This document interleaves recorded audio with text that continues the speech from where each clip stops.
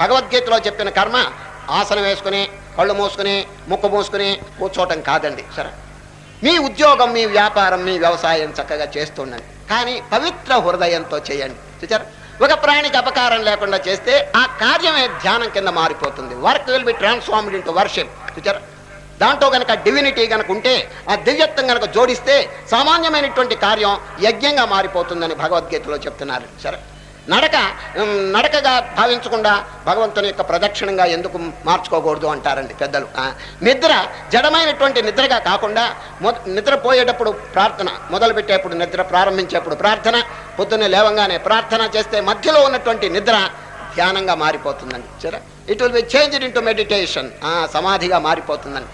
ఇటువంటి కీలకములు మంచి గ్రహించి 24 గంటలు ధ్యానంగా మనం మార్చుకోవచ్చండి. సరే, ధ్యానం అంటే కొద్దిసేపు అరగంట సేపు కూర్చోవటం కాదు, భగవద్గీత చెప్పిన ధ్యానం. చూచారా, మీ యొక్క వర్క్, మీ యొక్క సామాన్యమైనటువంటి కార్యక్రమం, దైనందిన కార్యక్రమం కూడా ధ్యానంగా మార్చుకోవచ్చు. చూచారు, ఇప్పుడు గాంధీ మహాత్ముడు అండి ఆఫ్రికాలో పాకీదొడ్లు ఊడ్చాడండి. పాకీదొడ్లు ఊడ్చినారు.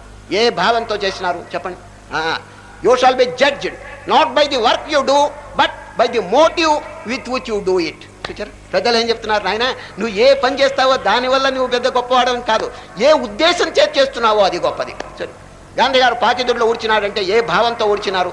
నారాయణ స్వరూపులు జీవులు, ప్రాణికోట్లంతా దైవస్వరూపం, వారికి సేవ చేస్తున్నాను, వారికి కైంకర్యం చేస్తున్నాను, ఇదే దైవ కైంకర్యం అని చెప్పి అనుకున్నారు. చూచారా, కనుక ఆ పని చిన్నది అని ఎప్పుడు అనుకోబాకండి. పాకి పని అది ఏ భావంతో చేస్తున్నారో అది గొప్పదండి. మళ్ళీ చెప్తున్నాను, you shall be judged not by the work you do, but by the motive with which you do it. అది ఏ భావంతో చేస్తున్నారో అది చాలా గొప్పదండి. సరే, కర్మ పెద్ద పెద్ద కర్మలు చేయమని ఎప్పుడు చెప్పలేదు, యజ్ఞాలు ఇవన్నీ చేయమని చెప్పి ఎవరు చెప్పలేదు.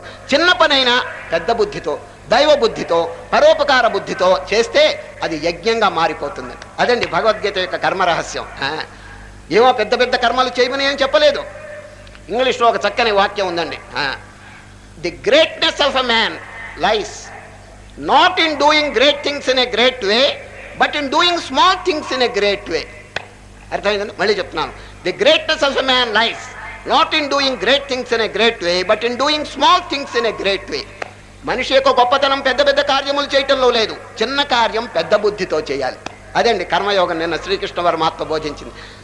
అవతారమూర్తి అయినటువంటి శ్రీకృష్ణ పరమాత్మ డ్రైవర్గా ఉన్నారంటే కారణం ఏమిటండి చెప్పండి? ఎవరైనా బండికి డ్రైవర్గా ఉంటారా? కానీ ఆ మహనీయుడు ఆ కార్యక్రమం తీసుకున్నారంటే దాంట్లో ఎంత పాఠం, ఎటువంటి పాఠం బోధిస్తున్నారు?